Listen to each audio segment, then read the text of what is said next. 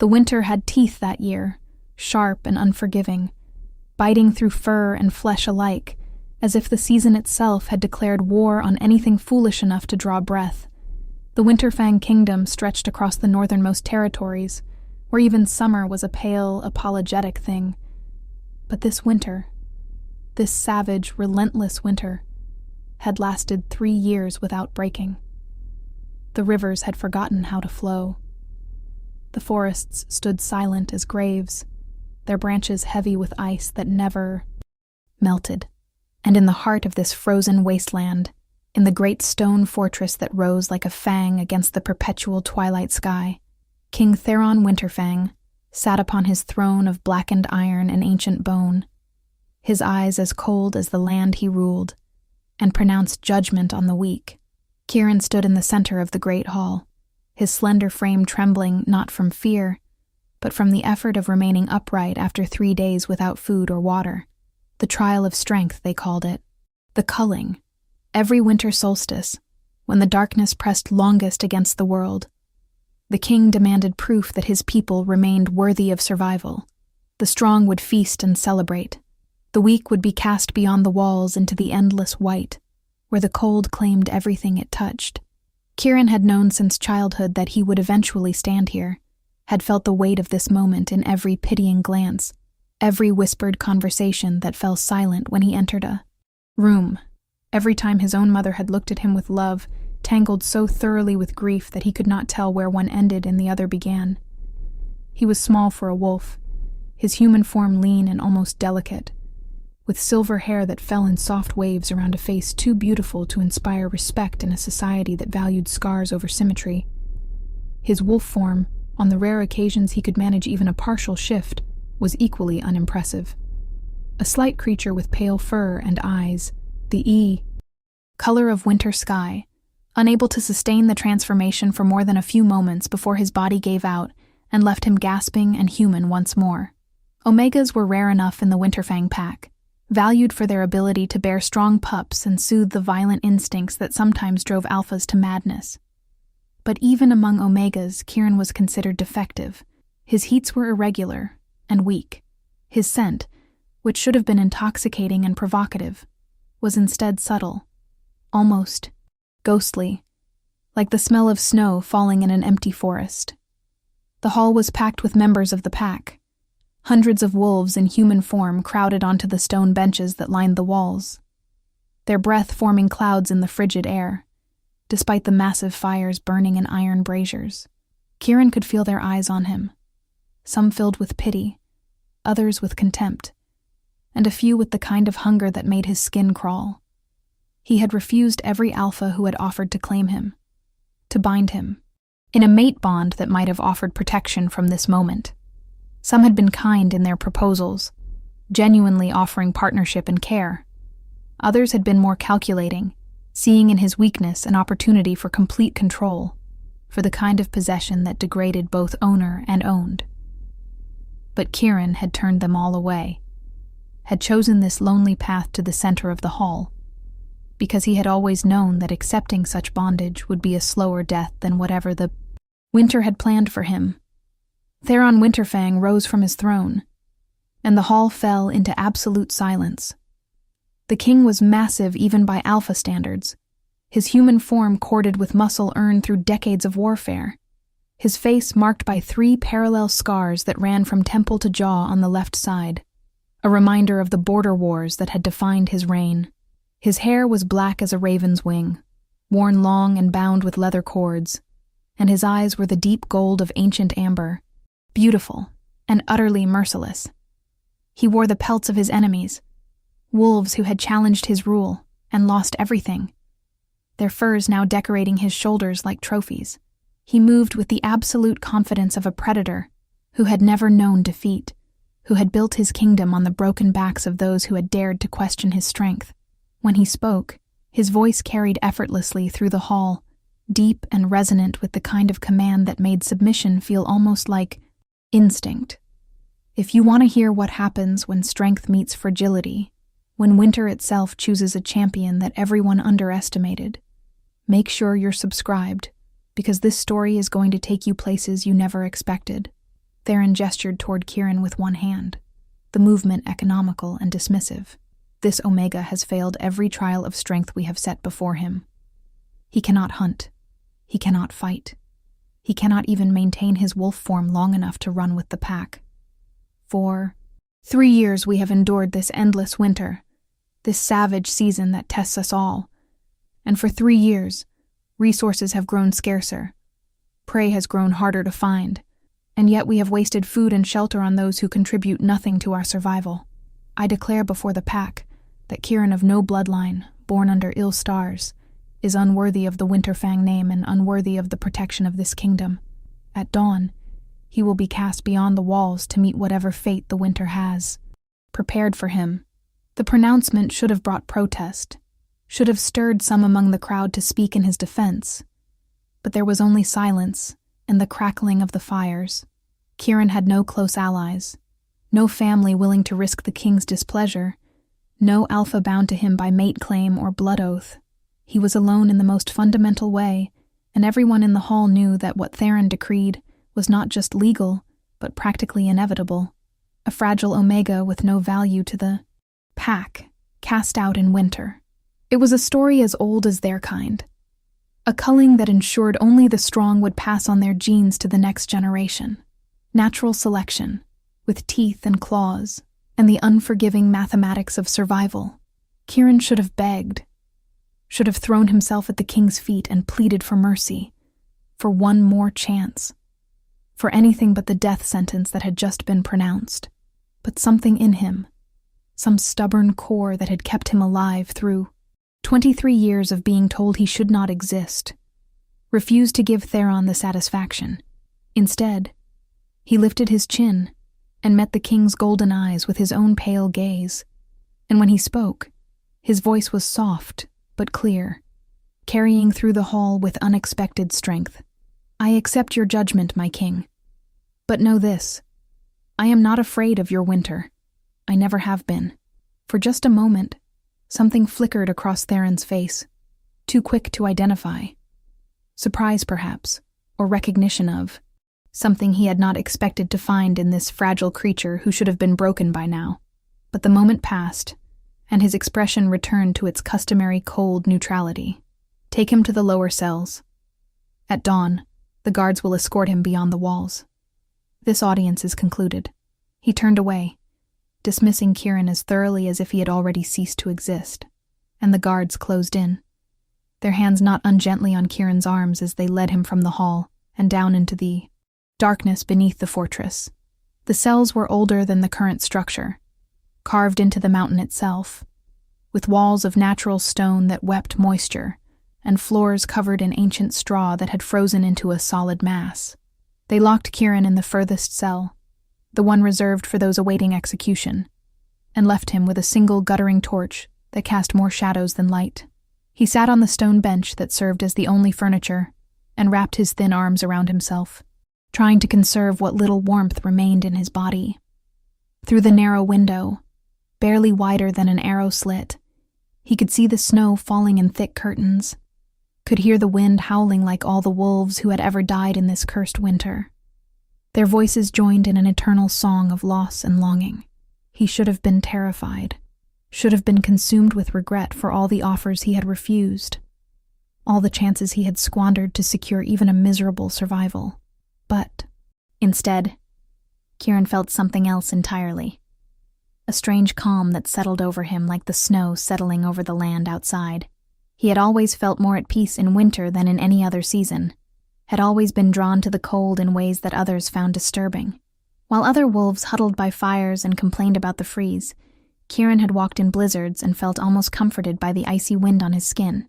His mother had worried over it, had taken him to healers who had examined him and found nothing wrong except a constitution too delicate for the harsh life of a Winterfang wolf.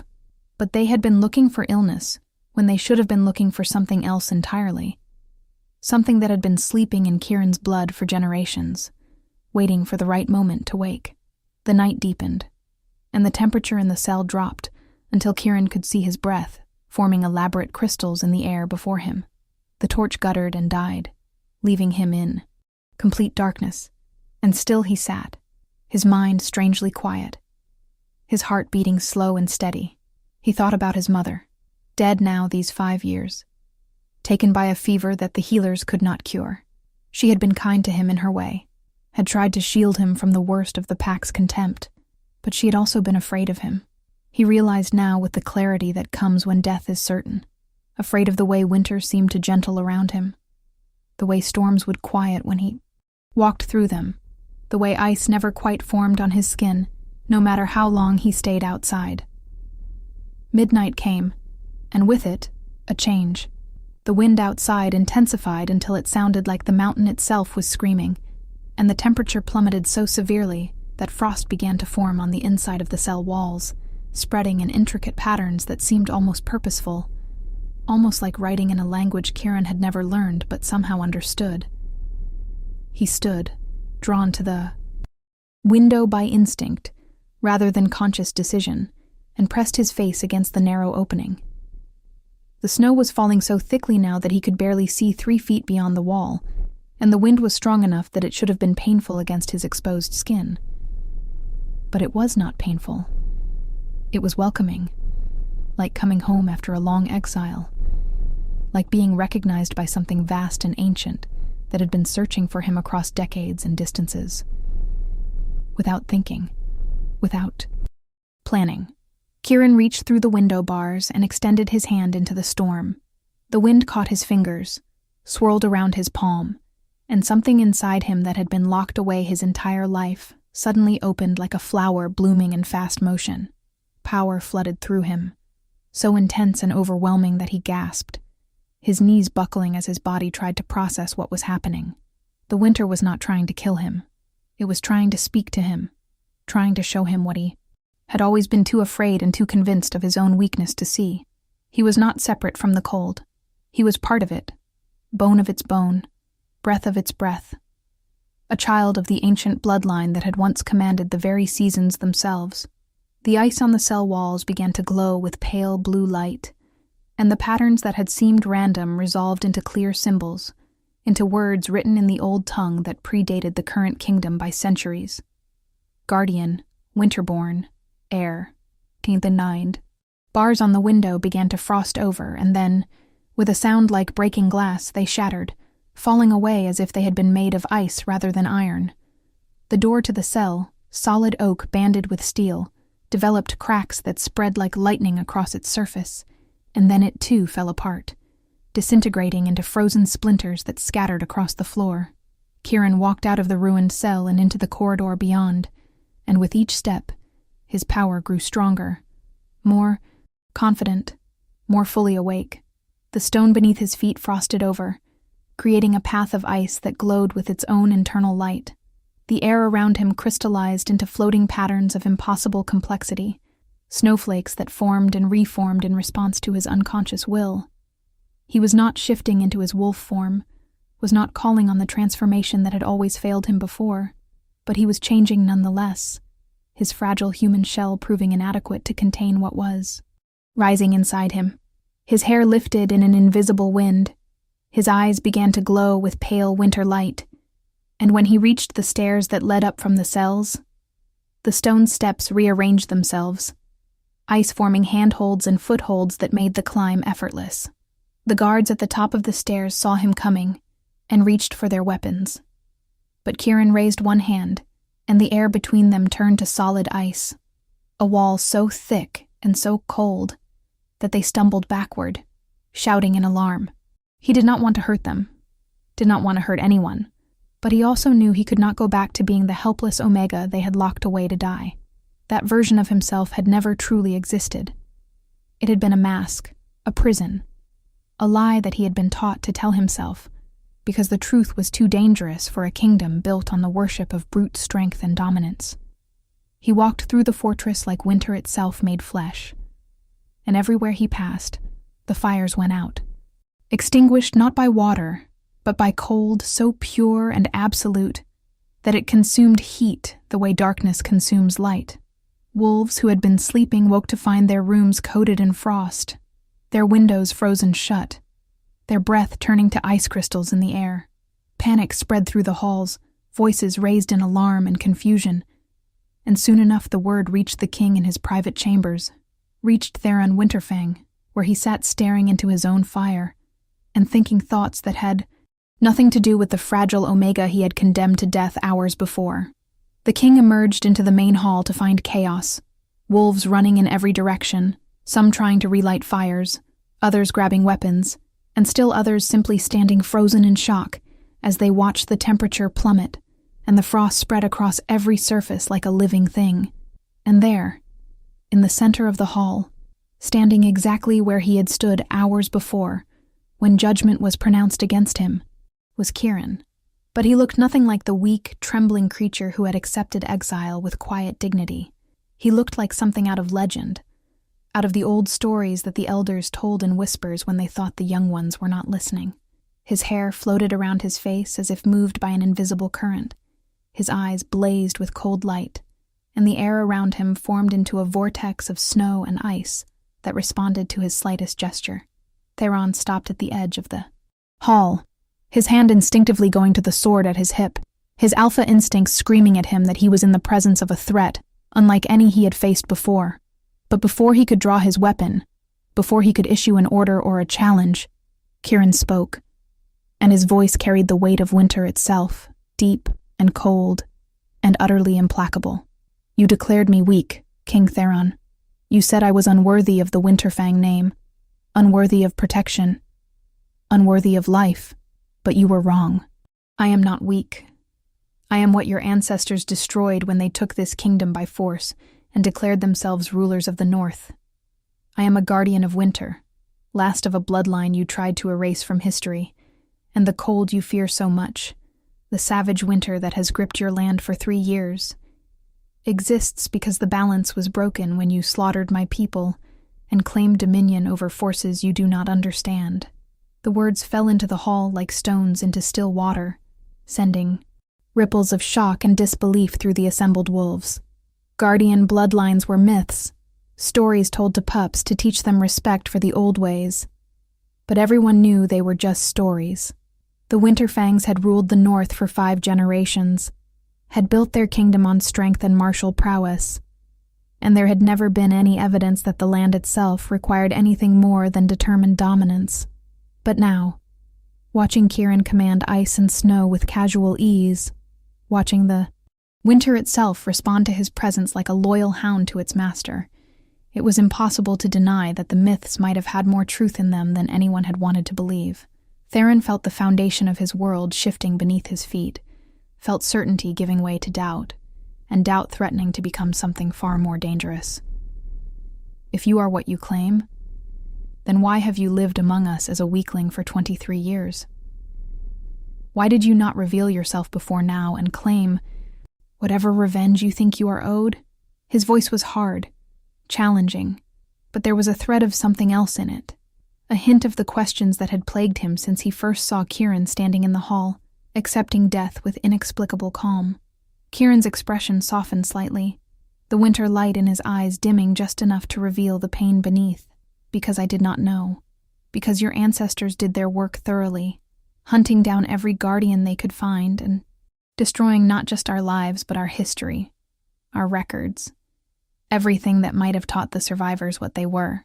My mother knew something was different about me, I think, but she was too afraid to investigate, too afraid of what asking questions might bring down on both of us.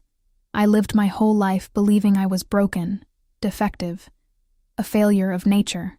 It was only tonight, locked in that cell and facing certain death, that the winter itself reached out and showed me the truth, showed me what I am, what I have always been, sleeping beneath layers of fear and lies. The hall had filled with more wolves now, drawn by the commotion, and Kieran could feel their attention on him like physical weight. Some looked frightened, others awed, and a few looked calculating, already trying to figure out how this new information might be exploited for advantage. He turned slowly, meeting eyes around the room, and when he spoke again, his voice was quieter, but somehow more forceful. "I did not come here for revenge, though the blood debt your line owes mine could fill this hall with ghosts. I came because the winter is dying, because 3 years without spring or summer has brought the land to the edge of collapse, and because despite everything your people have done to mine, I cannot stand by and watch innocent wolves starve because of crimes committed by their great-grandparents. The savage winter exists because there is no guardian to maintain the balance, to ensure that the cold gives way to warmth in its proper time. I can end it. I can bring back the cycle of seasons. But I cannot do it while locked in your cells, waiting to be executed for the crime of being born different. Theron descended the steps from his throne slowly, his massive form radiating tension. Every alpha instinct he possessed screaming conflicting orders. This Omega, this creature he had dismissed as worthless only hours ago, now stood revealed as something powerful enough to potentially destroy everything Theron had built. The sensible thing, the safe thing, would be to kill Kieran immediately, to gather every warrior in the fortress and overwhelm him with numbers before his power could grow any stronger. But Theron had not built his kingdom on always choosing safety over opportunity, and he could hear the truth in Kieran's words about the dying winter. The land was failing. Food was running out. Another year of this endless cold, and there would be no kingdom left to rule. Just scattered survivors fighting over scraps in a frozen wasteland. He stopped a dozen feet from Kieran, close enough to see the way the Omega's hands trembled slightly, despite the power radiating from him, close enough to catch his scent on the winter wind that swirled through the hall. And that scent, previously so faint that Theron had barely noticed it, now hit him with the force of a physical blow. Ice and pine, and something wild and clean that made his alpha instincts surge with a complex tangle of desire and protectiveness, and the bone-deep recognition that happened when a wolf encountered their true mate. The bond snapped into place between them like a physical thing, a golden thread that connected his soul to Kieran's, and from the way the Omega's eyes widened and his breath caught, Theron knew that he felt it too, knew that despite everything that stood between them, despite history and hatred, and every sensible reason to reject what fate was offering, they were bonded at the deepest possible level. The hall erupted in shocked whispers and exclamations as those close enough to scent what had happened began to spread the news to those further back. And Theron felt his world narrow to the single point of Kieran's face, to the confusion and fear and reluctant wonder he saw there. Of all the complications that could have arisen from tonight's revelations, this was perhaps the worst and the best all at once. A true mate bond could not be denied or dismissed, could not be explained away as politics or convenience. It was the universe itself, declaring that these two souls were meant to be together, that they would be stronger united than they could ever be apart. But it was also a bond between a king who had built his reputation on strength and dominance, and an Omega who represented everything that kingdom had tried to destroy. If you like stories where fate has a twisted sense of humor and enemies become something far more complicated, you're going to want to stick around, because this is just the beginning. Theron forced himself to take a breath, to think past the instincts screaming at him to claim and protect and possess. And when he spoke, his voice was rough with emotions he had no names for. It seems the universe has decided to make this situation even more impossible than it already was. You feel it too, I assume. The bond. Kieran nodded slowly, his expression wary. I feel it. But feeling a mate bond does not erase what your family did to mine, does not undo the judgment you passed on me hours ago, does not magically make me trust you, or forget that you were perfectly willing to send me to my death. The bond is just another chain, another way for alphas to control omegas. And I did not survive 23 years of this pack's contempt, just to submit to a mating that serves your political convenience. The words were harsh, but fair, and Theron could not argue with them without being a hypocrite. You are right. The bond changes nothing about what stands between us, about the debts that need to be paid, and the wrongs that need to be addressed. But it does mean that we cannot simply ignore each other, or pretend that what happened tonight can be easily resolved. You say you can restore the seasons, can end the savage winter. I believe you, but that kind of magic requires strength and stability, requires the guardian to be protected and supported, not exiled or executed. And like it or not, I am the only one with the power to Provide that protection in this kingdom." Kieran laughed, a bitter sound that held no humor. "So, what are you proposing, my king? That I accept a mate bond with you in exchange for being allowed to live long enough to fix the damage your ancestors caused? That I trade one death sentence for another kind of bondage? I may have been raised to believe I was weak, but I am not so desperate that I will accept that bargain." Theron felt his temper rising, felt the alpha dominance that had always been his. Greatest weapon surging forward, but he forced it down with an effort that left him shaking. This was not a problem he could solve with intimidation or violence. Was not an enemy he could simply overpower and subjugate. Kieran had power now. Real power. The kind that could level the fortress if provoked far enough. And more than that, he was Theron's true mate. The other half of his soul, and everything in the king rebelled at the thought of hurting him further. "I am proposing that we find a way forward that does not end with one or both of us dead and the kingdom buried under eternal winter. I am proposing that you give me a chance to prove that I can be more than the cruel king who condemned you, that I can learn and change and become worthy of a bond I never expected to find. And in return, I will give you the resources and protection you need to master your powers and restore the balance, and I will begin the work of uncovering the truth about what happened to the Guardians and making what amends can be made for crimes committed long before I was born." It was perhaps the most honest thing Theron had said in years, stripped of the political maneuvering and careful calculation that normally governed his words. And he saw the impact it had on Kieran, saw the way the Omega's rigid posture softened slightly, the way the winter storm around him calmed just a fraction. For a long moment, they simply looked at each other across the frozen hall. Two wolves caught in a trap of history and fate and their own conflicting desires, and the assembled pack held its collective breath, waiting to see if their next words would lead to reconciliation or catastrophe. Finally, Kieran spoke, his voice weary beyond his years. "I will accept a trial period. 3 months, from now until the spring equinox if I can bring it about.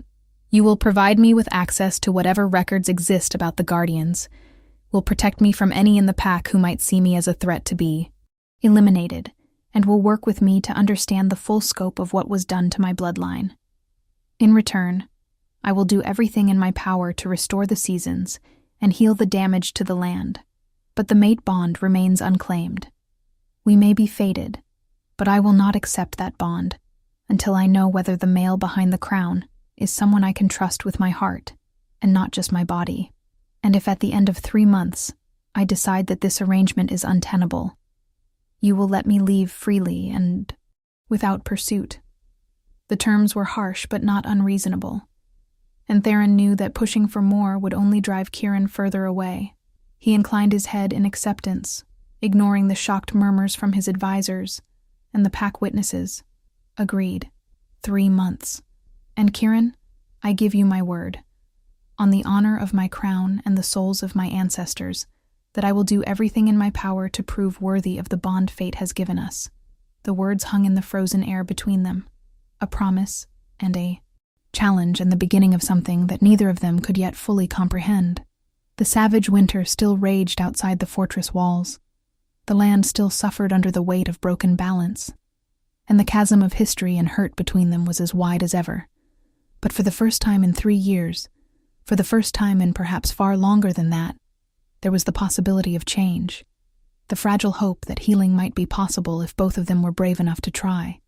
The weeks that followed were unlike anything Theron had experienced in his decades of rule. Kieran was given rooms in the highest tower, places where the windows opened onto vast views of the frozen landscape and where the cold air could flow freely, and the Omega spent hours there each day, his eyes closed and his hands extended, learning to channel the power that had awakened in him. Theron could feel him through the mate bond, could sense his concentration and his occasional frustration when the magic did not respond exactly as he wished, but he kept his distance, giving Kieran the space he had demanded while trying to prove through actions, rather than words, that he was serious about changing. The king threw open the royal archives, chambers deep in the mountain that had been sealed for generations, and there among the dust and forgotten scrolls, They found records that confirmed everything Kieran had claimed and revealed horrors that made even Theron's battle-hardened stomach turn. The Guardians had not simply been killed in warfare. They had been systematically hunted, their children stolen and raised without knowledge of their heritage, their sacred sites destroyed and buried, their very existence slowly erased from collective memory until they became nothing more than myths. And it had all been done on the orders of Theron's great-great-grandfather, the first Winterfang king, who had seen the Guardians' power over the seasons as a threat to his absolute rule, and had decided that eliminating them entirely was preferable to sharing power or submitting to any authority higher than his own. Theron read the accounts late into the night, his hands shaking with rage and shame. And when he finally sought out Kieran to show him what they had found, the Omega's reaction was not the fury he had expected, but something sadder and more resigned. I already knew it would be something like this. Tyrants are all the same, always convinced that total control is worth any price, always willing to destroy what they cannot dominate. The question is what you intend to do with this knowledge now that you have it. Theron had thought about little else since discovering the truth. I intend to make it public. Every wolf in this kingdom will know what was done in the name of Winterfang supremacy. Will understand that the savage winter we have endured is not a natural disaster but a consequence of that genocide. And I intend to begin making reparations, though I know that nothing can truly compensate for the lives that were stolen and the culture that was destroyed. There must be other Guardian descendants out there, others like you who have no idea what they are because the knowledge was taken from them. We will find them, help them awaken to their true nature, and give them the choice to join us in restoring the balance, or to build their own lives however they see fit. It was an ambitious plan, perhaps an impossible one, but Kieran looked at him with something that might have been the beginning of respect. That would be a start. But words and plans are easy, Theron. It is the follow-through that will determine whether you are truly different from your ancestor, or just better at justifying the same cruel instincts. The rebuke stung precisely because it was deserved, and Theron found himself working harder than he ever had to prove himself to this one fragile Omega who had somehow become the center of his entire world. He accompanied Kieran on expeditions, into the frozen wilderness, protecting him from the ice wraiths and frost spirits that had grown aggressive in the absence of Guardian oversight, learning to fight alongside someone whose strength came from magic rather than claws and muscle. He sat in on the sessions where Kieran practiced his abilities, watching in awe as the Omega learned to shape ice into elaborate structures, to call storms and dispel them with equal ease, to speak to the winter in a language that predated wolves and would outlast kingdoms. And slowly, so gradually that Theron almost did not notice it happening, the distance between them began to shrink. Kieran started seeking him out to discuss what he was learning, to share frustrations and small victories, to ask questions about pack politics and history that showed he was beginning to think of himself as part of the kingdom rather than a prisoner within it. And Theron found himself sharing things he had never told anyone, the doubts that plagued him in the dark hours before dawn, the fear that his entire reign had been built on foundations of blood and lies, the bone-deep loneliness of being a king who could never fully trust anyone around him because everyone wanted something from the crown. One night, 6 weeks into their arrangement, they sat together in Kieran's tower room, watching the aurora dance across the northern sky, and the Omega turned to him with an expression of such vulnerability that it made Theron's heart ache. Why did you really agree to my terms? You could have tried to force the mate bond, could have used pack law and alpha dominance to compel my submission. I would have fought you, might have destroyed half the fortress in the process, but you are a warrior, and you know how to calculate acceptable losses. So why did you choose the harder path? Theron was silent for a long moment, trying to find words for instincts and emotions he had spent a lifetime learning to suppress. Because the mate bond is supposed to be sacred, is supposed to be the universe saying that two souls are meant to walk through life together as equals and partners.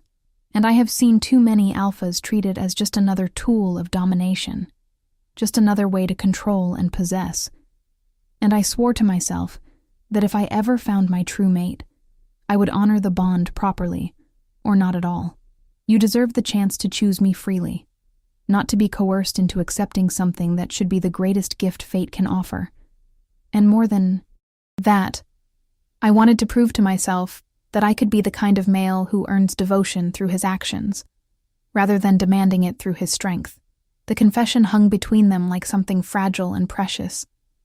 And when Kieran reached out and took Theron's hand, lacing their fingers together, the king felt something in his chest unlock that he had not even realized was closed. They sat like that for hours, talking and silent by turns, watching the sky shift through impossible colors. And when dawn came and Kieran walked out onto the balcony and raised his hands, and the temperature began to rise for the first time in 3 years, Theron stood behind him and felt hope blaze through the mate bond, like sunlight breaking through storm clouds. The spring came slowly, cautiously, like a frightened animal emerging from its burrow. But it came.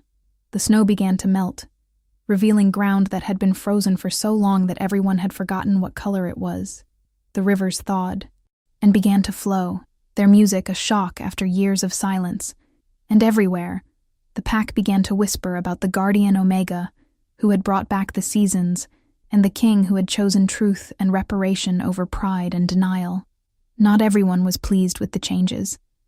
There were wolves who had profited from the chaos of the savage winter, who had used scarcity to increase their own power, and who resented seeing their advantages evaporate with the thaw.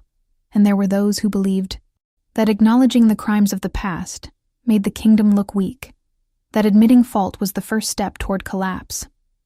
The assassination attempt came on the night of the spring equinox, during the celebration feast that Theron had ordered to mark the official end of the savage winter. A group of conservative alphas, convinced that the king had been bewitched by the Omega and needed to be freed from his unnatural influence, attacked Kieran in the gardens where he had gone to escape the noise and crowds of the Great Hall. They were skilled warriors, veterans of the border wars, and they came prepared with iron chains that were supposed to suppress guardian magic, and weapons coated in poison, designed to bring down even the strongest wolf. But they had underestimated 2 critical things.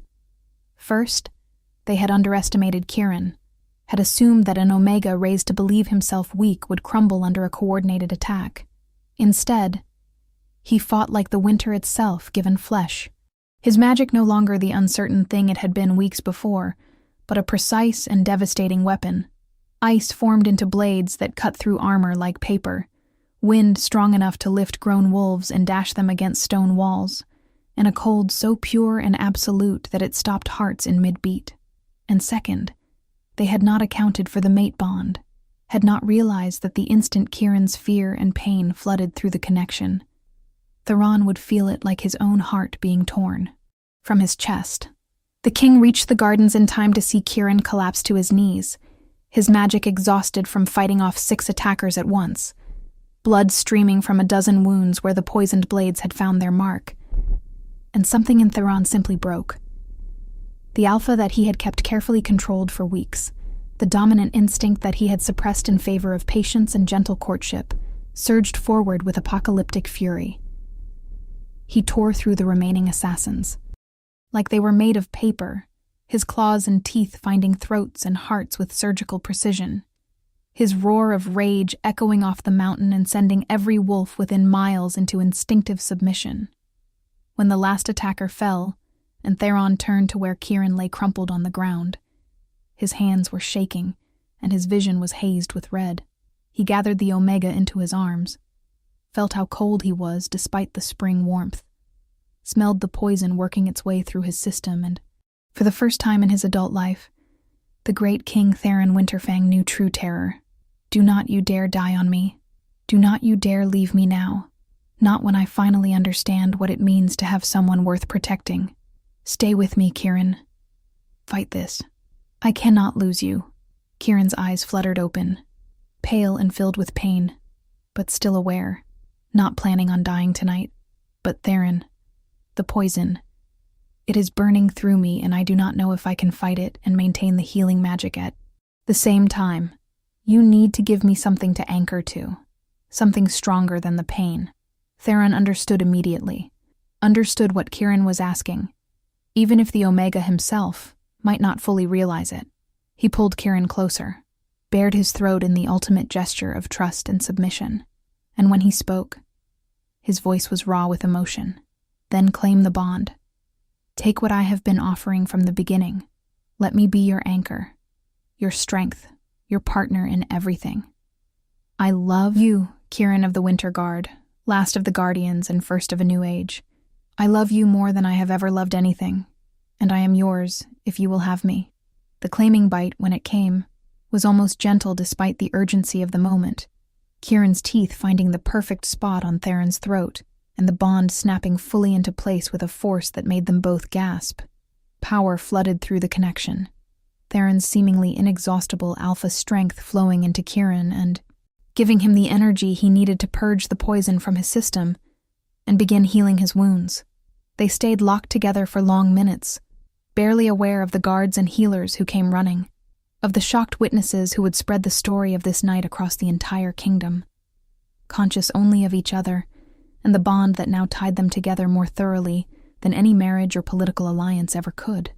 The recovery took days, Kieran's body fighting to repair the damage, while Theron refused to leave his side, feeding him energy through the bond and growling at anyone who suggested the king needed to attend to other duties. And when Kieran finally woke fully, clear-eyed and free of pain, the first thing he said was a question that made Theron's heart clench. Do you regret it? Accepting a bond with someone who brings you so much complication, who represents everything your kingdom tried to destroy? Theron took Kieran's face in his hands, made sure the Omega could see the absolute truth in his eyes. My only regret is that I did not see what you were from the very first moment, that I wasted even a single day believing the lies I was raised with about strength and worth.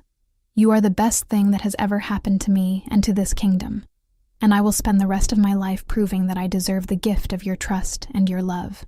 The kiss that followed was their first, soft and sweet and full of promise, and when they finally pulled apart, they were both smiling. The kind of smiles that come from surviving something terrible together and emerging stronger on the other side. The trials that followed, the political maneuvering required to root out the conspiracy and punish those responsible, the delicate work of rebuilding Guardian traditions and welcoming other descendants who began to emerge once word spread that it was safe to reveal themselves, were difficult and sometimes dangerous. But Kieran and Theron faced them together. Two halves of a whole that was far more powerful than either could have been alone. If this story of impossible redemption and love born from the ashes of ancient crimes moved you, drop a like and let me know in the comments what you think happens next in their journey. And subscribe for more stories where the fragile proved to be the strongest of all. A year after the spring returned, on the anniversary of the night Kieran had walked out of his cell and revealed his true nature, they stood together on the ramparts of the fortress and looked out over a kingdom transformed. The land was green and growing. The rivers ran clear and cold, and in the distance, they could see the first Guardian sanctuary being built, a place where others of Kieran's bloodline could come to learn their heritage and practice their gifts without fear. It had been a year of challenges and changes, of confronting uncomfortable truths and making difficult choices, but it had also been a year of growth and healing, of learning that strength comes in many forms, and that the greatest power is not the ability to dominate, but the courage to change. Theron wrapped his arms around Kieran from behind, rested his chin on top of the Omega's head, and felt nothing but contentment through the mate bond they shared. You did this, you know, brought back not just the seasons but hope, showed us all that the old ways were not as wise as we thought, and that there is a better path forward if we are brave enough to take it. Kieran leaned back into the embrace, his own hands coming up to cover Theron's where they rested on his stomach. We did this together. You chose truth over comfortable lies, chose to dismantle the systems your ancestors built even knowing it would make your rule harder and more complicated. That took as much courage as any magic I possess. And now we get to see what kind of kingdom we can build, when strength is defined not by domination, but by compassion. Not by the ability to inflict pain, but by the willingness to heal it. They stood together as the sun set over their kingdom. Two wolves who had been shaped by winter's savage fury and had emerged not broken but transformed. not weakened, but tempered into something stronger than either had been alone. The fragile young wolf had refused to die, had instead bloomed into power that shook mountains and changed the course of history. And the savage alpha king had learned that true strength lay not in cruelty or dominance, but in the courage to admit fault, to change course, to build something new from the ashes of old mistakes. Their story would be told for generations, a tale of how winter found its guardian, and how a kingdom learned that sometimes the ones deemed too weak to survive are actually the ones strong enough to save everyone else. And at the heart of it all was a love that had begun in the frozen wastes of condemnation and exile, that had been tested by poison and politics and the weight of history, and that had proven itself capable of weathering any storm because it was built not on fate alone, but on choice, on mutual respect, on the daily decision to see each other clearly and love what they found there. In the end, that was the true magic, stronger than any guardian gift or alpha dominance, the simple, profound truth that two people who choose each other freely and fight for each other fiercely can change the world. Kieran had refused to die in winter's grip, and in surviving, in thriving, in claiming his power and his place, he had taught an entire kingdom how to do the same.